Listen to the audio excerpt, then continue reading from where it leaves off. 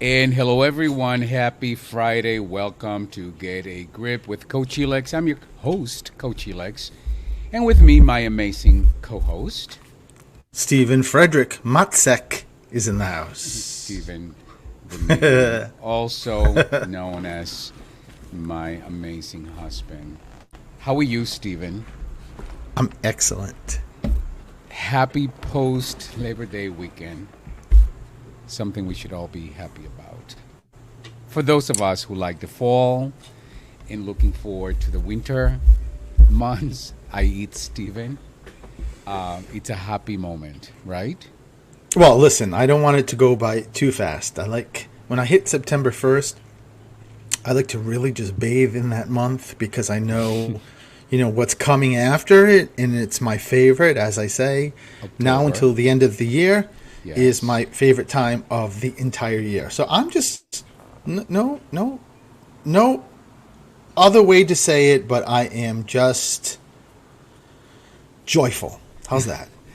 Yes. And I as I am, or as am I, excuse me, because I do love the fall. October is my birthday month. And of course, I love Christmas. So I'm already celebrating Christmas. So, but like you said, we have to take it one little bit at a time. And Sure. for now, let's just enjoy our pumpkin spice lattes. Sure. So let's tell everyone, how was your weekend? Because I believe I did something very special for the two of us this past weekend. So go ahead. Well, Talk let me amongst just your. tell you. Yes. Yes. I'm a little shy, so I don't usually like to be in the spotlight, but I'll shoot. I'll try. So this Mark, past, make sure you record this part. He's shy and doesn't like the spotlight. Okay.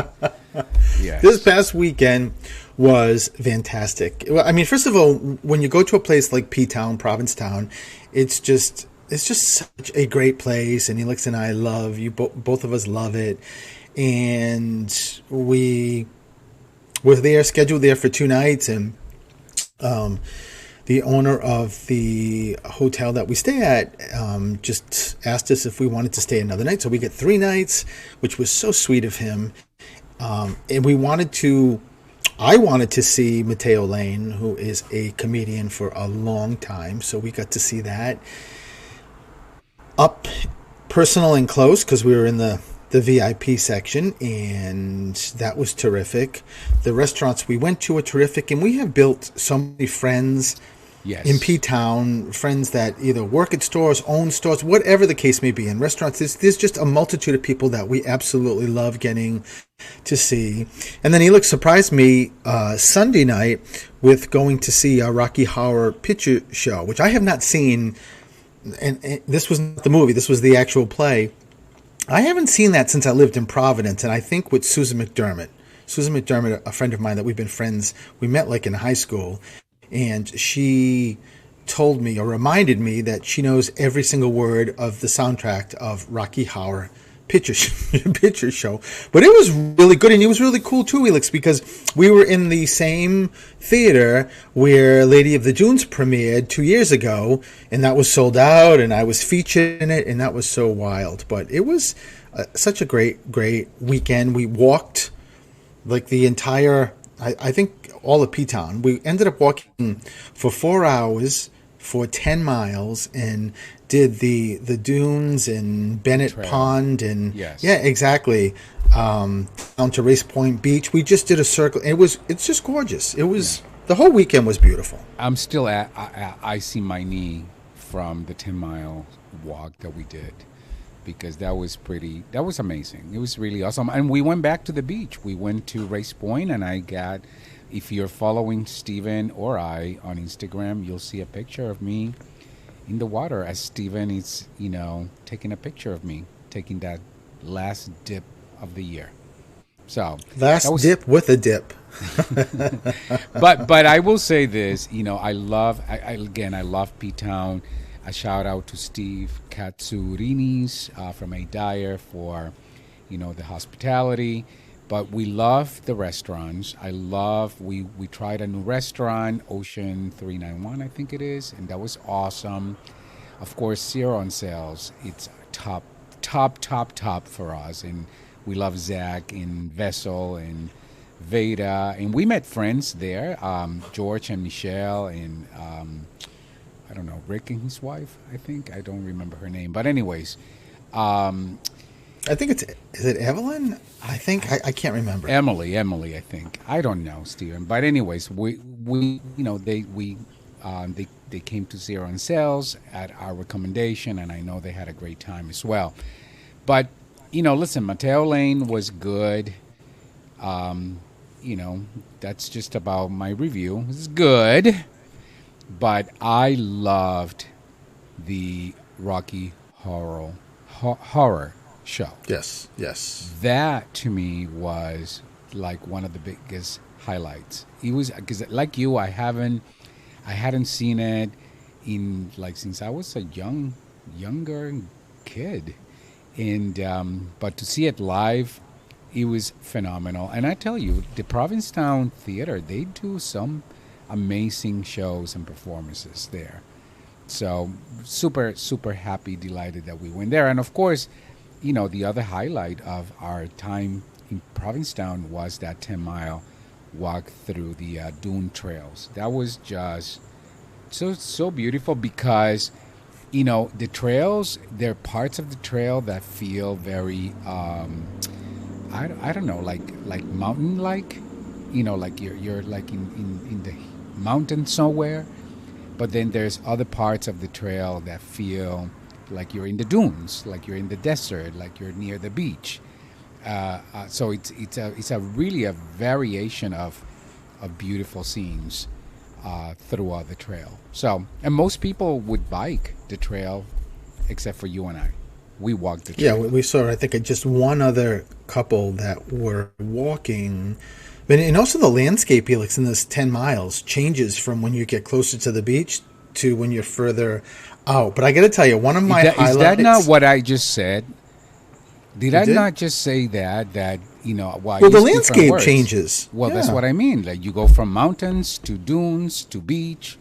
Are you going to be difficult today? Oh my God, are you going to be difficult today? It's Friday. Oh my God. It's a beautiful day. But one of my favorites, or highlight, one of them, because there were many, as Elix and I just talked about. But I got to tell you, one of my highlights, and it was just because of seeing Elix's face, is that they have the pedicabs. And Elix and I, especially Elix, became friends with one of the guys that drives the pedicabs named Vlad. And he is from... Yes. Huh? Yes, Vlad from Bulgaria, and Elix, and him and Elix exchanged cell phones. So when we were going to Victor's on Sunday, that's another restaurant we went to, which is just another one of my favorites. I love Victor's. After we walked the 10 miles. Right, but we had to go. We had to go from the hotel to Victor's, which Victor's is on the other side of Commercial Street, or the other side of P-Town. And then when we were done eating dinner, we had to come back even further from where the hotel is, past to the Provincetown Theater. And our reservations were at 5, and the show was at 7. So imagine we didn't have a lot of time. So Vlad picked us. Steven, even if we did, I was not going to walk not one little 10 step. Not after 10 miles. No, I was done walking. So yeah, of course I call Vlad. But so he picks he's like, at the time we ask, he's right in front of the hotel. He brings us to Victor's. We eat. We tell him to be in front of Victor's at a certain time. He's there. We come out, we're like 3 minutes late. No big deal. We get in, and now we need to get to that theater. I gotta tell you, I should have taken a picture of Elix's face and his arms like straining to hold on to that pedicab, because this guy, Vlad, was going so fast, and there was a couple of times where the hills were going down as opposed to going to the restaurant, going up, and so he could really pick up speed. He flew by another pedicab, which the one driving it with nobody in it just sort of looked at Vlad, and we made it. But I looked at Elix at one point, and I could not stop laughing. You should have, Elix, your face and gripping it. You were so scared, and with me, I got there, and I had a whole nother hairstyle. Like Yeah. from that fast wind, yeah, I looked like Farrah Fawcett when we got there. It And, was well, listen, not for nothing, but I think those pedicabs should have seatbelts because I thought my life was about to end. I mean, one little pothole, and I would have been out of that pedicab on in the middle of the street. that is true. It That's was it true. was frightening. I mean, I'm not kidding you. I mean, it was frightening, but it was fun, and of course, I would do it all over again. And it's probably one of the most expensive rides we've ever done, but worth a while nevertheless. Well, let's be very clear though that it's not a regulated amount. You just decide what you want to give him, and he was fantastic. I mean, he's such a nice guy, and the fact that he did that for us is just really really nice too. Regardless of whatever he was getting, he's just a really nice guy, and we got to talk to him, and he talked about his girlfriend in Bulgaria, and he's just a sweet nice guy. But before we get into like the meat of this show, can I just share something, Elix? Sure, go ahead. I get some really exciting news that happened yesterday that I posted Yes. on social media that Columbus Day weekend on that Saturday, which I believe is the 12th, I am going to be in Connecticut in two different Barnes& and Noble. So one in Glastonbury and one in Enfield to do book signings and readings. So they give me 2 hours. I do an hour of book signings. People can purchase the book or bring the book so I can sign it. And then the second hour is I do readings for people that have showed up. So I'm doing one at 12. Then we have a little break in the middle and then the second one at 5. So it's going to be busy. But the day before, Friday, I'm going to be a guest on Great Day Connecticut, which is a television show, local television station, and I think it's on Channel 3. The filming is I think 10:15 to 11:15, and then it airs at 3 p.m. I think I got that right. But I'm really excited. I'm really excited to get to go on Great Day Connecticut. I was actually on Great Day, but I think that's Miami. not affiliated. No, Weren't no, you? Tampa. Tampa. I was doing Yes. a fundraiser down there, and it was, I think it was Great Day Tampa, and I that think was it also is. that. If you go on my website, you actually can see the video. I read one of the hosts, the Michael. Oh my God, I can't think of his last name, but he was Was a it former. a football player, Yeah, he right? was a former FLL Yeah. F. FLL, FLL. Whatever that football stuff is, I don't know, whatever it is. He was one of those. So, he was so nice too. One of those. That tells you the I just extent pulled of out our three letters: sports knowledge. NFL, NFL. I got it. NFL. I got it. NFL. Yes. Anyways, well, we got to take a break, and but that's really we'll talk about more of that, at the end of the show, Stephen, so that people know where to find you and more details about your upcoming events. But we do need to take a commercial break, and when we come back, we are going to talk about our subject today. It is finding home, adoption, a journey of hope and belonging, which is about my own personal story. So when we come back, we are going to continue our special adoption episode that we started 2 weeks ago. And we'll continue with the emotional roller coaster of adoption in the search for identity. We'll be right back.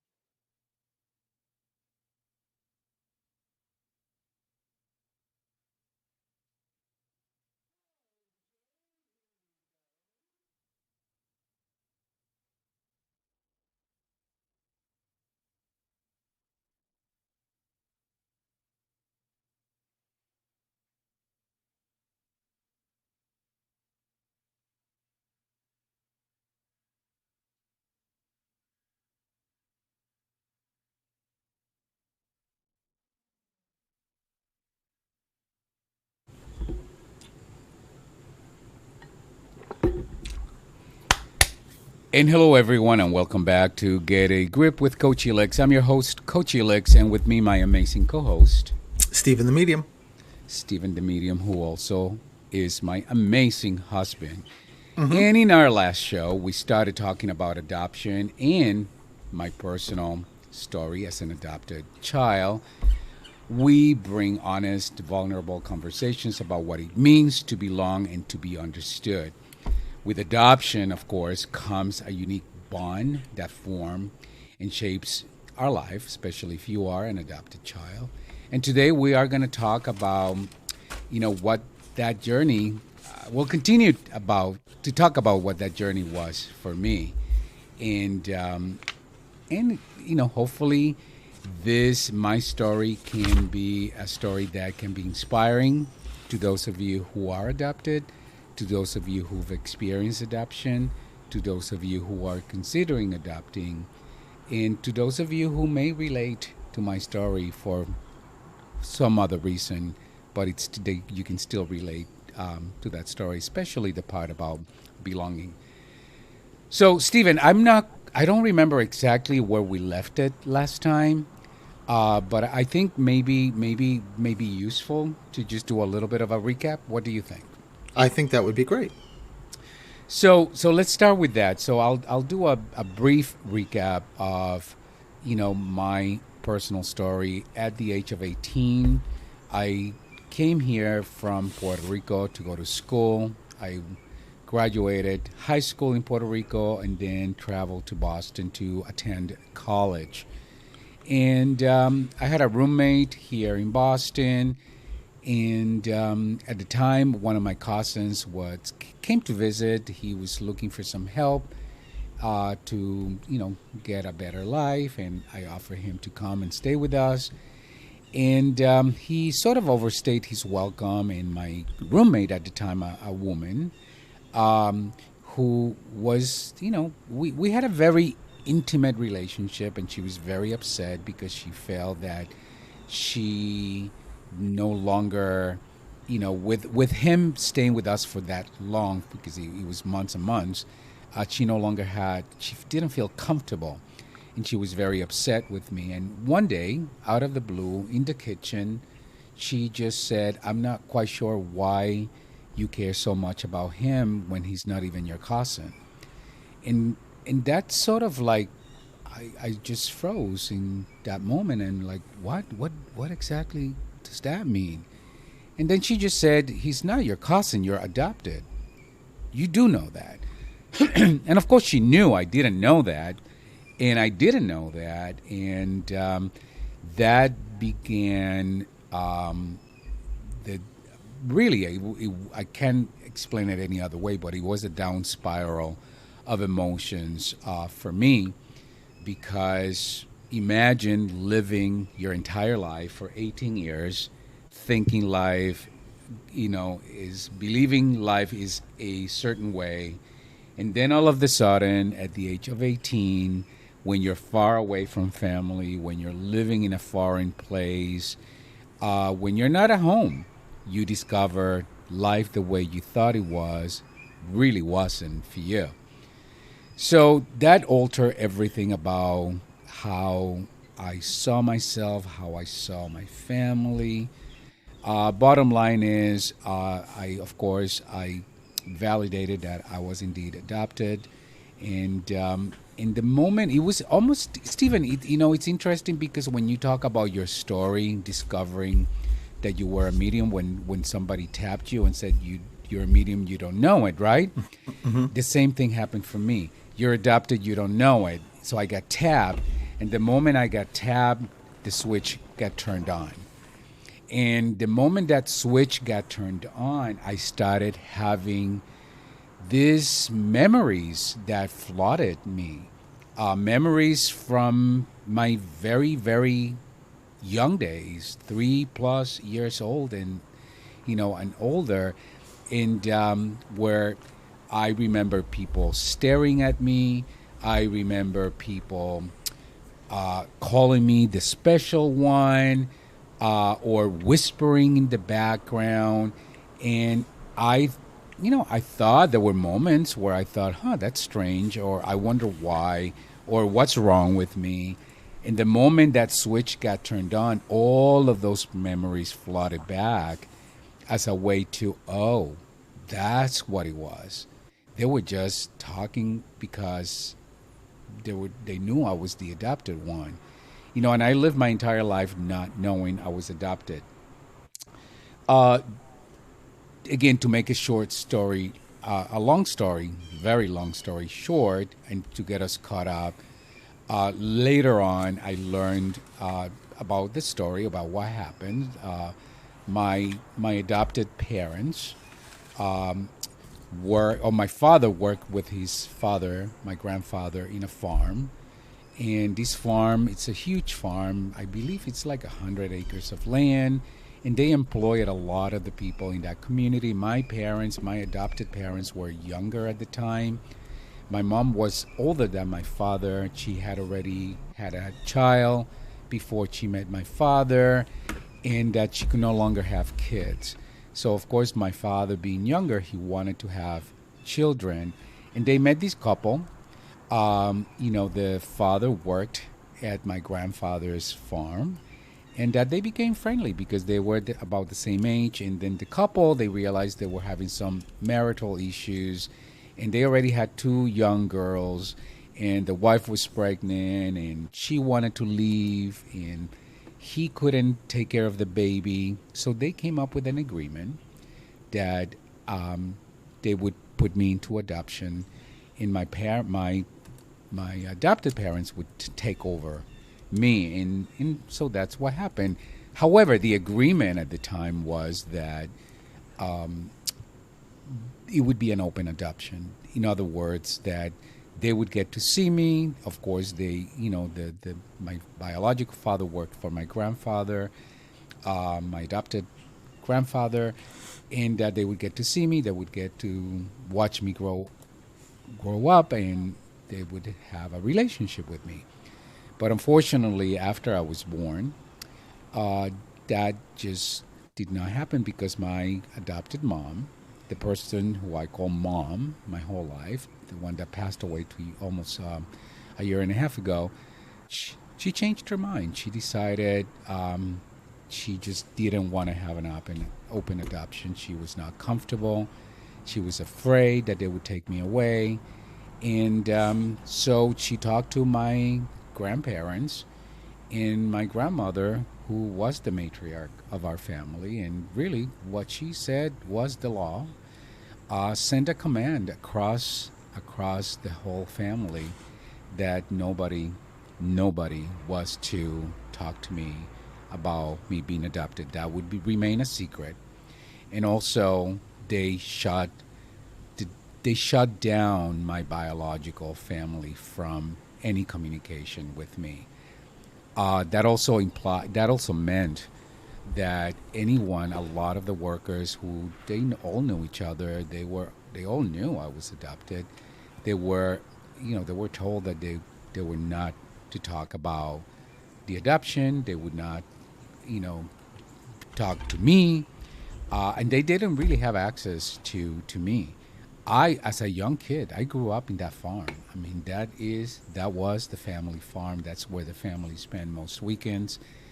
And so when I tell you, Stephen, that I had a lot of those memories flooding back, that was my whole life.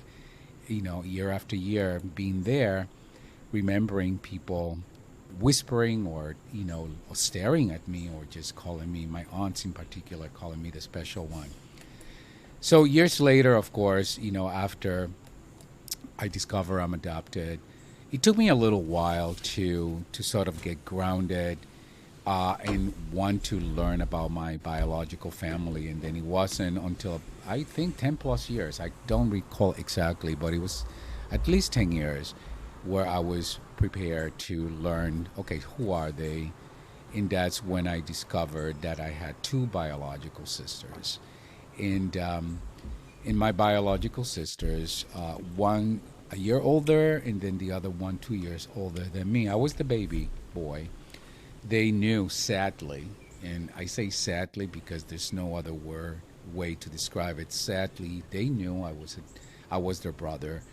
They grew up their entire life watching me from a distance, and not being able to play with me, not be able to talk to me, not be able to interact with me, because the reality is they were forbidden from having access to me, and I had the privilege, the experience of meeting them years later, and today we have a wonderful relationship. I have a wonderful relationship with both of them, and I do have other, half siblings, and I know some of them, but my two biological sisters, I have an incredible relationship with both of them. I never got to meet my biological father because he passed away before I had an opportunity to meet him, but I did have an opportunity to meet my biological mother, who recently, um, several months ago, passed away.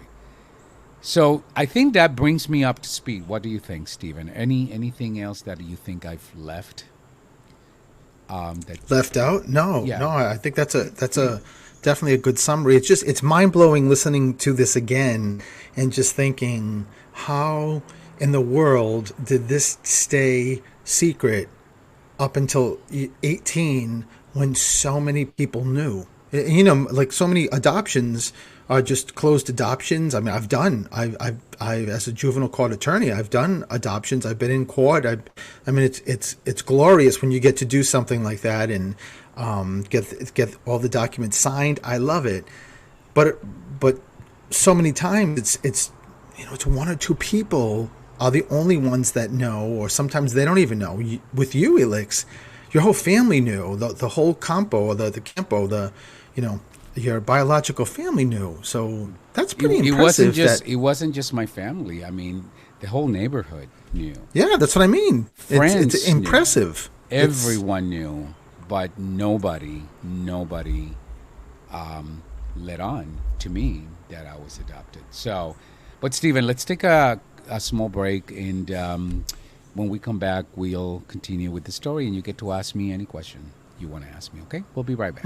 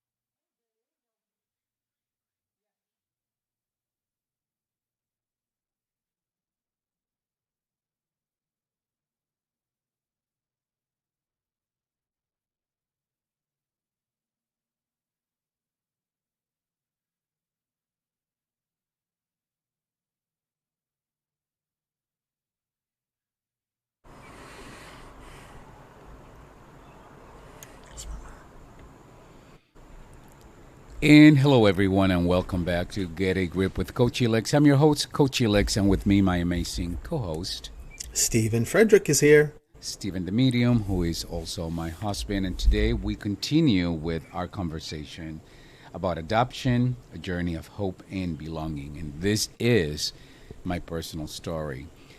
So I found out I was adopted at the age of 18. I had no idea I was adopted. It was kept secret from me by entire family, and everyone knew. Everyone knew I was adopted. And then in Boston, by a stranger, I would discover I was adopted.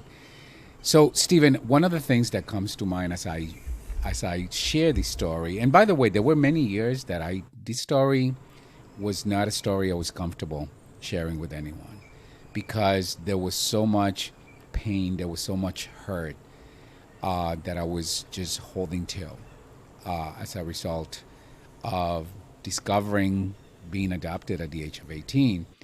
But one of the things that that comes to mind is the harm that a secret, right? And by the way, my adopted parents, they didn't intend to be hurting anyone. This was a way of protecting what they thought was, the right thing to do, right? But that secret came with so much harm, not just for me, but for my sisters, my biological family as well.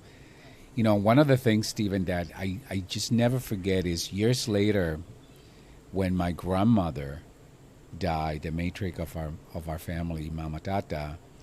Of course, I went to her wake, and at that time, I already knew I was adopted, but the people, nobody had been given the green light to approach me, if you will.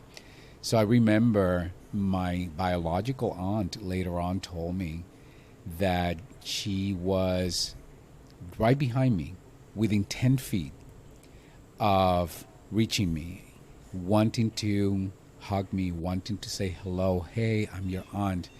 And she couldn't do it. She wouldn't do it. She could, but she didn't out of respect for my grandparents and my grandmother because that was her wake.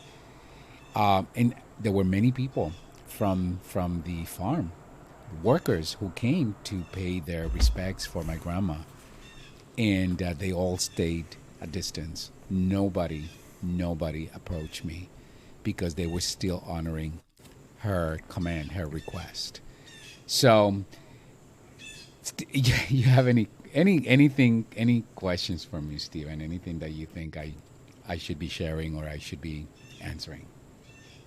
Well, I mean, I love that you said about the hurt, and certainly and also you said not intentional hurt, but how it's also mind blowing just to see all different angles of this transaction, if you will, and how many people are so affected by it in so many ways. And of course, when you had just got here and you found out about being adopted, we hadn't met yet, but when you started the search to find your biological family, of course I was here and went through the whole process with you. And as you were just talking and I'm listening to you, I'm just thinking to myself, I'm trying to run through my head if my mother at some point told me or somebody told me you were adopted. Unless you're experiencing it, I don't think you can even format a sort of journey that you think you would go through because it's impossible to do. I mean, it changes everything. I remember you going through these feelings of being overwhelmed and just, it was one of the few times, Elix, that I saw you just, I think maybe one of your biological sister reached out and you just looked at the phone and you just got very teary-eyed and put it down like, this is too much. This is too much. And of course, you're dealing with two families now, a foreign family that's a biological family and a familiar family that is the adopted family that you think is your family. So and also going down to New Jersey and witnessing you meeting your sister Lily for the first time, and then eventually I wasn't there for Marty, but meeting her, and then some of your half siblings. I just so many questions. I think and I'm sure that either people that are adopted or know people that are adopted or adoptees, whatever the case may be listening. But I will say this, Stephen. Though one thing that I've learned, because at the beginning, during when I first learned about being adopted, I was very hard on myself because, of course, I didn't know. So I felt I didn't suffer. My sisters knew all along, so they suffered. But then over the years, I've learned that we all suffered. Mm-hmm. We just suffered differently.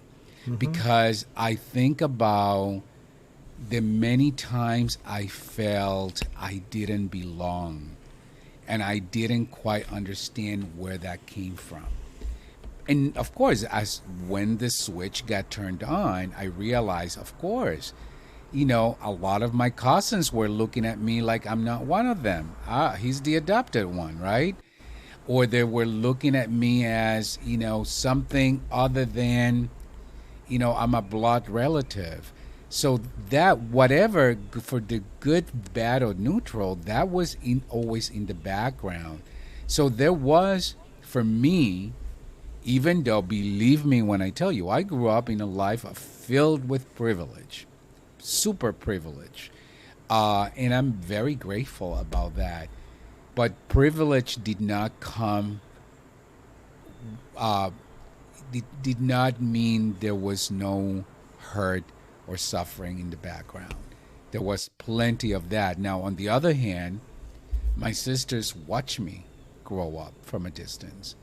They knew they had a brother.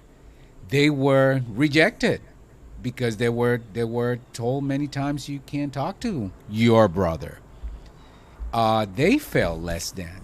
So in many ways, I think we both experienced almost similar feelings, but our hurt was so different. And I've learned to recognize and really also embrace my own empathy for myself, because I tell you, there were times where I felt, oh my God, I had it easy because I didn't know, but the reality is, no, that was not easy. It was different, but it was not easy. You get what I'm saying, Stephen? Yeah, I mean, of course I do. I mean, I think for anybody listening to the story, I think it makes you realize how many things you take for granted. And all my life, I mean, I look just like my mother. And then, as I get a little older, I have a lot of people, if I post a picture of my dad, no, you look like your dad also. I mean, that is there, right? And I remember seeing a picture because when we found your family, your dad had already passed away. And when I remember seeing, I think your sister sent it to you. So we both got to see your dad, your biological dad. And I was blown away because you looked so much like him. And his name is Felix. But let me just say this, Felix, on a good note, in this whole adoption story, I think that one of my favorite parts of this is, and you have to talk about this, your brother, and yes, when we went to see him.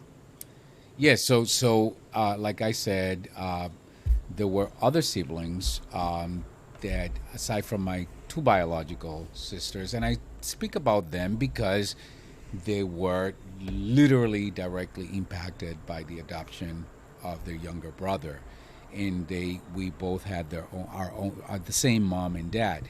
But later on, when my father remarried, he had another child.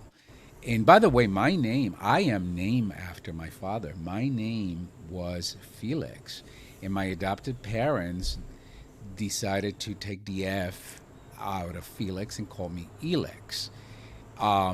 But that's my original name was Felix. So my biological father, he of course had another son. and he named him Felix. And Felix knew everything about me.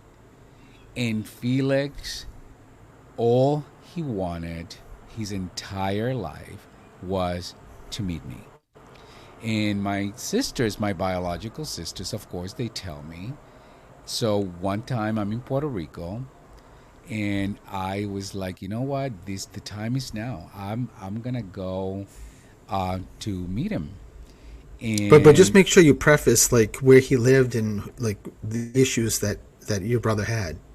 yeah, so well, he what I don't know what you call that. He was at a what kind of a home was it, Stephen?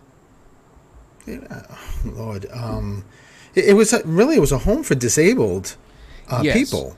yeah. So he had some disabilities, um, but he was also super smart. Super. I mean, you could have a conversation with him and still know that you were having a conversation with him. And my sisters just constantly said to me, "Oh my God, he all he wants is he wants to be able to meet you. He wants to be able to meet you." I want to meet And my brother. I I want to want to meet my meet my brother. brother. I want to meet my brother. So I decided, you know what? I'm going to go into this home in Puerto Rico where he was being cared for, and um, and I surprised him. And you remember that Oh his my God, expression, Alex. he cried, and he was so elated. He gave me such a big hug, but it was like I made his life better by just getting to go there and meet him and be able to talk to him. And that's one of those experiences I'll never forget ever again, because I never got the opportunity to meet my biological dad, but it was interesting because meeting him almost felt as if that was that moment for me, to sort of make a connection with my dad as well. And my brother passed away several years ago, and I know that meeting me was something that had forever changed his life, There's as it did for me. There's no question, and before we go to break, let me just say there was no question that experience was it was amazing to see his expression and him crying and just hugging you. You know that your dad's when he put your brother put his arms around you, you know that was your dad putting his arms around you also. And I got to tell you too, Elix, that if you remember, we almost didn't get there. They messed up the visiting days, Yep. and luckily they told us on the phone, no, this isn't the day. And we were leaving the next day to come home, and they scrambled to figure it out. We couldn't find the place, but your father in spirit was like, you're gonna see your brother. It Yeah. was And it. I get goose pimples just thinking of that. That was extraordinary. That moment. yeah, no, that was incredible. But let's take a break. When we come back, I'll wrap up. What happened, and I'll answer any other questions you may have, Stephen. We'll be right back.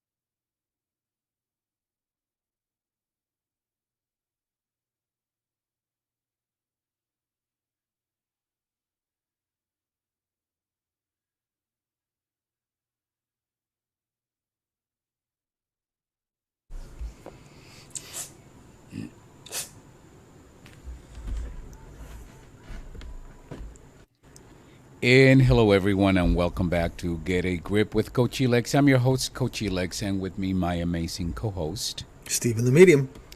And we are talking, today's show is about adoption, a journey of hope and belonging. And I've been sharing my very own personal story about being adopted. Stephen, the one thing I do want to talk about is there were certain relationships that were very, very meaningful to me. One of them was with my aunt. I call her Taiti, who is the person who I went to when I was younger because I was told I was adopted by a stranger. And I went to her to ask if that was true. And then she said no, because, of course, she had not been given permission by my parents to talk to me about that. And when I found out I was adopted, that she was the very first person that I went to. And I just needed to talk to her because she was one of the most influential people in my life from growing up. I spent my entire childhood with her.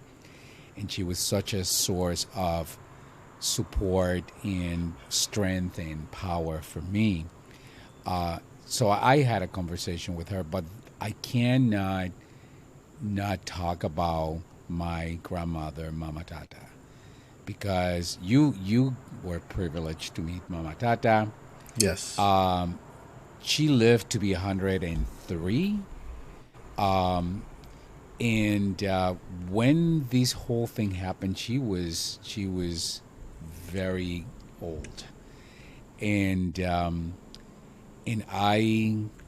I knew I needed to have a conversation with her. Somehow, I felt compelled that in order for me to be complete about my life, I just needed to talk to her.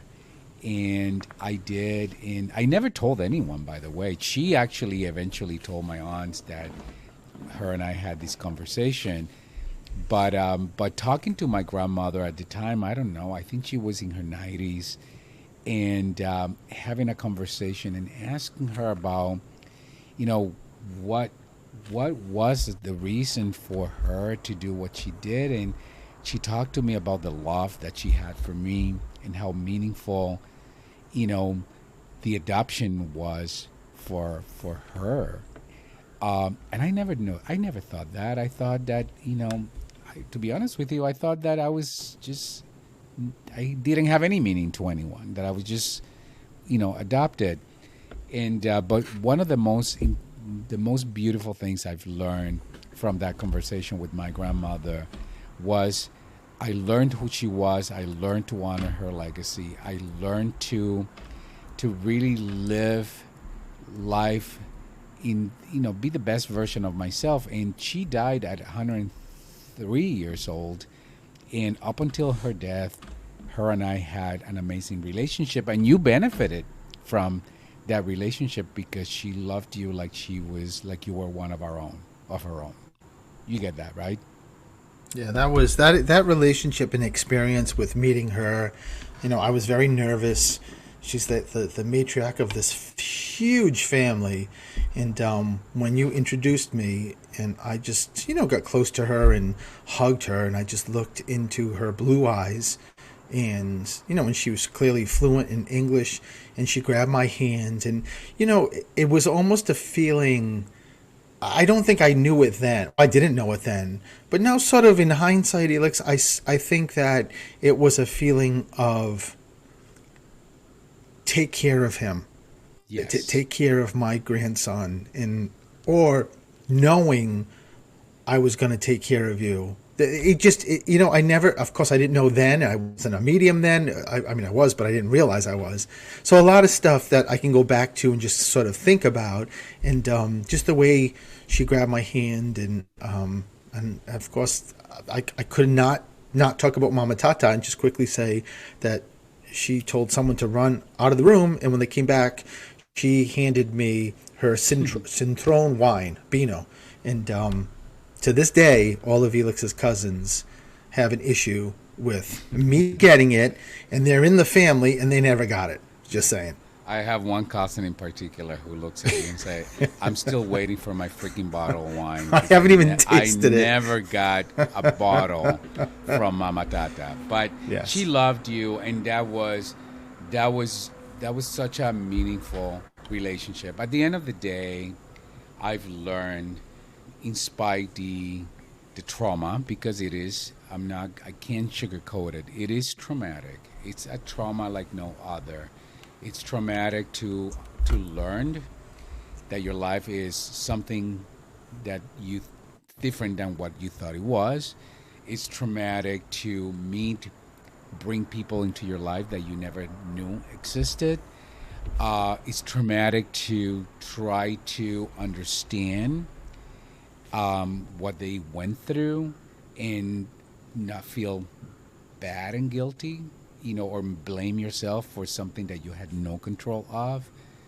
But in spite of all of that, I've learned to be so grateful for what I am, for who I am, for what I've become, because honestly, by the way, Stephen, the irony of all of this is, in my business, in my professional career, one of my the frameworks of my work, my own framework, it's called Get a Grip. That's the reason the show it's called Get a Grip with Coach Helix. But originally, where that comes from is, for a long time, I grew up telling myself you got to get a grip, right? Later on in life, I worked with a lot of very toxic, circumstances, individuals, and I kept saying, you got to get a grip. But that came from such a negative perspective, like, get a grip, you're not good enough. Get a grip, be better. And it wasn't until later, in understanding this process and embracing all of me, that I transformed Get a Grip and framed it in a way that is empowering. That's why today, by the way, if you don't know what GRIP stands for, it stands for greatness requires intention and purpose. So it's a constant reminder for me that now, to get a grip, it means that I am committed to being great, and greatness requires that I be intentional and purposeful. So it all sort of comes back, tenfold, if you will. I hope that's making any sense for you. I think it's making sense for everybody, and it's definitely a revelation. It sure is. So anyway, so Stephen, that is it. That is what has driven me to be who I am, and what inspired me to step into being the best version of myself every day, and why I do what I do, why I'm so committed to being that source of purpose and power for others. So I hope I that love that. this was a story that can bring something for any of you listening to today's conversation.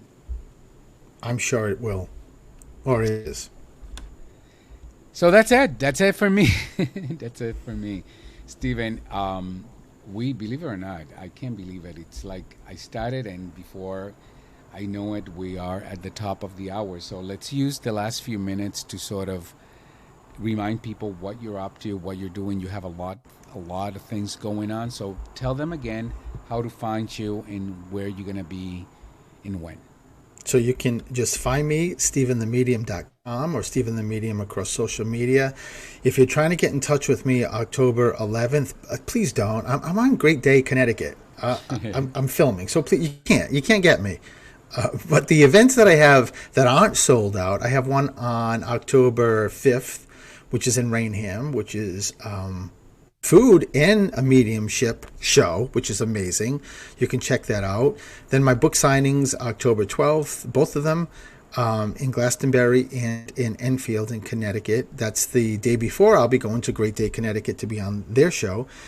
And I also have an event October 27th at Sun and Dunn's, Dunn and Sons rather, which is tasting and a reading, which is really great. Everyone gets read. It's a max of 16 people.